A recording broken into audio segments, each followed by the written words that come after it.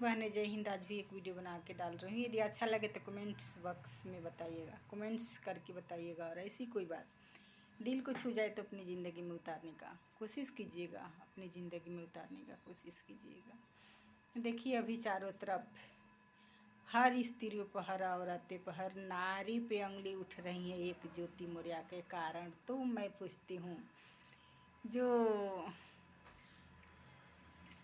उंगली उठा रहे हैं उनसे क्या हमारा फिंगरप्रिंट्स नहीं मिलता, हमारी रेटिना नहीं मिलती, हमारा शक्ल नहीं मिलता, तो क्या हमारा स्वभाव मिल सकता है? नहीं मिलता। हर किसी का स्वभाव अलग अलग है, हर किसी का भाव अलग अलग है। तो प्लीज़ हमारी बहनें को सपना चूर न कीजिए, हमारी बहनें को मौका दीजिए समाज में कुछ करने को। हर नारी एक जैसी नहीं है, एक जैसी नहीं है, और हर पुरुष भी एक जैसे नहीं है। यहाँ हमारे बगल में ही हमारे पतिदेव की बुआ की लड़की हैं, जिनकी पिताजी एयरफोर्स का जवान है, एयरफोर्स का जवान है। उनका ड्यूटी अभी चंडीगढ़ में है। उनकी बड़ी लड़की की शादी यहाँ सिवान में ही कहीं पे हुआ था। उनकी एक लड़की भी है और उनके हस्बैंड दूसरी शादी कर ली हैं। वो बेचारी घुट घुट कर जी रही हैं, कितना दिनों से अलग हैं पता नहीं। उनकी बेटी बहुत सुंदर है, बहुत सुंदर है। अभी फ़िलहाल आई थी यहाँ पे, तो मैं उनसे मिली, मेरे घर में आई थी, मैं उनसे मिली और ससुराल के बारे में पूछी तो कुछ नहीं बताई उन लोगों के बात में। जैसे नॉर्मल बातें होती वैसे ही की। बाद में मालूम चला कि उसके हस्बैंड ने दूसरी शादी कर ली। उनकी पति देव ने, पति परमेश्वर ने दूसरी शादी कर लिए हैं और उस बच्ची और उनको त्याग कर दिए हैं। तो ऐसे ऐसे पुरुष समाज भी हैं, पुरुष समाज भी हैं। कुछ दिन पहले एक नारी थी जो 3 बच्चे को छोड़कर फरार हो गई थी, 3 बच्चे को छोड़ के भाग गई थी। फिर तो वो अभी आ गई हैं, पर भाग गई थी। तो औरतें भी कम नहीं हैं और आदमी भी कम नहीं हैं। 2-3 साल पहले की बात है।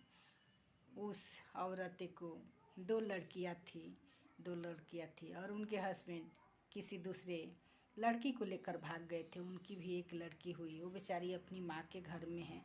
अब पता नहीं आगे क्या होगा क्या नहीं, राम ही जाने। और फिलहाल अभी एक लड़के हैं जिनके माँ बाप तो नहीं हैं, जगह ज़मीन है, वो भी दूसरे किसी के नाम पे, मतलब ऐसा हुआ। और वो लड़की एक ही लड़की थी अपने माँ बाप की, जिनकी शादी उनसे हुई थी, उनके मामा मामी ने करवाए थे।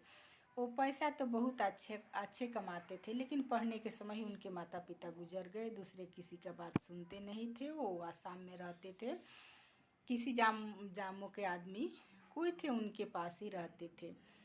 और उनकी पढ़ाई लिखाई अच्छी नहीं हुई। अभी उस पत्नी को एक लड़की है, उनके माँ मरी हुई थी और वो मालूम चला कि दूसरी बीवी करके लेके आया है। वो भी 2 बच्चे की माँ थी। तो औरतें को भी समझना चाहिए कि जिनकी शादीशुदा ज़िंदगी में जा रही हूँ, उनकी ज़िंदगी में आग लगाने जा रही हूँ, तो क्या हमारी ज़िंदगी में कोई आग नहीं लगा सकती हैं?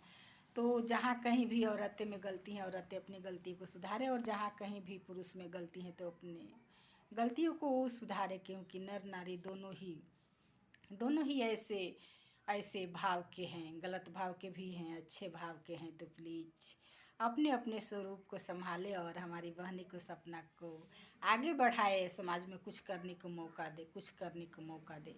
और उन बहनों से भी बोलती हूँ कि यदि ऐसा मौका नहीं मिला, किसी का साथ नहीं मिला, तो प्लीज़ आज तक अपनी लताओं के जैसे किसी के सहारे खड़ा हुए थे, अब अपने बल पे अपने आप खड़ा हो जाइए और वो अपना सपना पूरा करके अपना हर रिश्ता भी निभाइए, ताकि ये अंधविश्वास कुविचार हर नर के मन में मालूम हुआ है तो उनको विश्वास हो जाए कि हर कोई एक जैसा नहीं होती।